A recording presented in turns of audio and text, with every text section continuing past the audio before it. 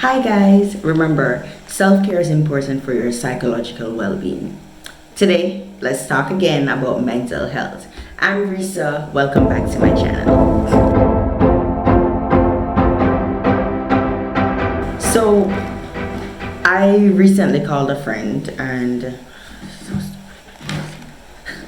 they don't want to hear about my friend. They don't want to hear about it. Okay,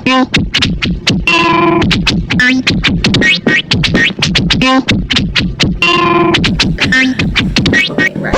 So recently I met up with a couple of friends and we had some food to eat. We were just enjoying ourselves.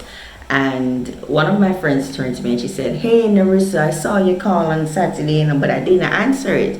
I'm like, "Oh yeah, cool. I realized I guess you're busy or something." She's like, "No, I told myself that I was gonna take some time away. I was gonna take some time away from my phone. I was gonna take some time away from everything." So when I looked at my phone in the evening, because she said she couldn't control herself, so she did look at her phone. She saw the missed calls and she wanted to call me back, but she's made up in her mind she wasn't gonna call anybody back. Now, a friend who overheard the conversation got all into it. She's like, "She brighty, she be an ignore call and then have the audacity to say she never answer." Point being, she was more concerned than I was. And the reason why my friend could have told me clearly that she had decided not to answer her phone is because she would have understood that I understand the need for self-care. So today we're talking about the fact that self-care is not selfish. It's often misunderstood. Sometimes it's misunderstood actually. But today we're going to talk about that. Alright? So I know a lot of persons are aware of physical self-care. So a lot of persons know, okay, that you should take time to go to the doctor, to have medical checkups, to exercise. It's all over social media. Exercise. This will help you care for yourself. But today I want to talk about the 6 categories of self-care. So for self-care, we have the physical, we have the psychological, we have the emotional, we have relational, spiritual, and professional. Okay, physical self-care is about taking care of your physical body. So it entails going to the doctor, getting regular checkups, exercising, taking walks, and things like that. As it relates to the emotional healthcare, emotional healthcare. Oh my god. Anyways, as it relates to the emotional self-care, it's about taking care of your emotional well-being. It's about speaking kindly to yourself, positive self-talk. I am blessed. I am courageous. I am able. There are lots of times when we find ourselves saying things to ourselves that aren't necessarily good for us emotionally. We might say, "Oh my god, I'm stupid. Oh my god, I can't do it. I can't this." There's so much that we say, so much negative talk that we allow into ourselves, that we ought to take the time out to take care of ourselves emotionally, have some positive self-talk. Another way to have emotional self-care is also to ensure that you're being kind to yourself. Forgive yourself. Allow yourself to make mistakes. Persons oftentimes forgive others more quickly than they forgive themselves. And we've all done this. We've all found ourselves in this position. But I encourage you to take the time out to take care of yourself emotionally. So we have the physical, we have the emotional. Now there's a psychological self-care. And for psychological self-care, you can do things like journaling to take track of your mental well-being, to see what's happening. You can talk to your therapist, your psychologist, have checkups. Have checkups with your therapist. Take care of yourself psychologically. There's also relational self-care. What is relational self-care?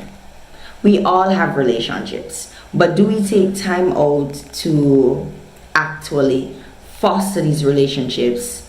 Do we take time out to actually be there with the persons that we love? Do we take time out to be with the persons that we love? Relational self-care is about taking time away, taking me time, downtime, our time, and just spending that time developing and enjoying that bond with our friends, with our family, with our spouses, taking that time away with your boyfriend, your girlfriend, whatever it is. Then of course there's spiritual self-care. So spiritual self-care is about staying connected with your source of spirituality, staying connected with God, staying connected with spirituality. There's also professional self-care.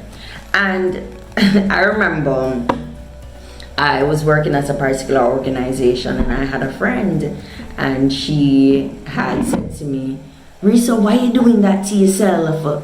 And I said, I really just needed to be here because there are things that I needed to do.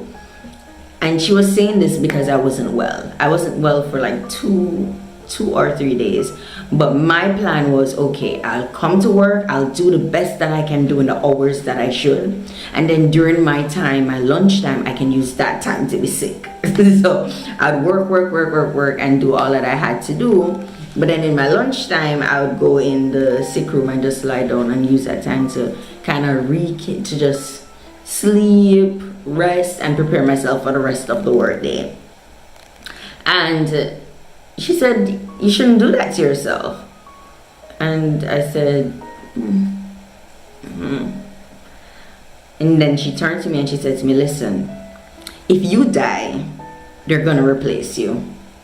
They're gonna sing a song at your funeral and then replace you." And I think that's something that stood out to me and affected me for a long time, because when she said it to me, I didn't understand until she died.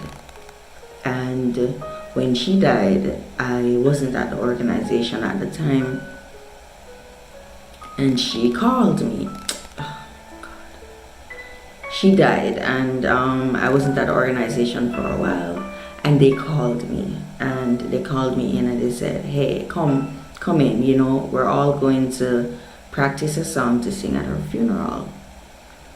And yeah, and we were there practicing. I went in and we were there practicing, and while we were there practicing, I saw someone sitting in her area. And it's a type of organization where your area is your area, because there are particular things that you are in charge of, okay?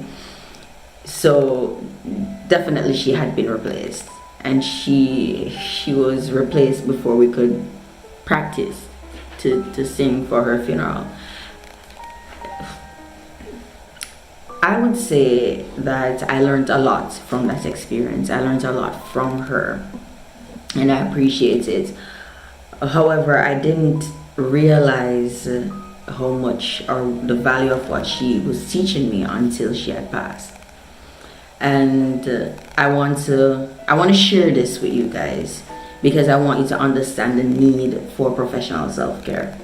Now, mind you, professional self-care also has a flip side. Professional self-care is also about pushing your boundaries and trying to exceed what you have done. If you have a goal, let's say you work in an organization and you have a vision, you have a goal, and you see that there's something that you would like to create or do, go ahead, create a support system, get the information you need, the network that you need, and push yourself, because that's also a part of self-care. Achieving more is a part of self-care. However, the balance that I mentioned earlier is also about taking a step away if you can, taking vacation leave if you have it. Don't miss out on your vacation leave. It was implemented for a reason. Take vacation leave. And employers, if you realize that your employees have been working with you for 4 or 5 years and they haven't taken any vacation leave, encourage them to do that. Because the reality is we are better employees when we have taken that time to care for ourselves. So in essence, guys, there are 6 forms of self-care that I mentioned today, 6 categories. So don't get sidetracked and believe that you should only be taking care of the physical. The physical is only one element. There is the psychological, the physical, the emotional, the relational, the spiritual, and the professional. I hope to see you guys soon. I hope you've learned something today, and I hope you'll take better care of yourself so you can be better human beings for yourself and for the broader community. I hope to do better too with my self-care. See you guys soon. Bye. Remember, like, subscribe, and share. I look forward to talking to you again. Bye. Bye. See you guys soon.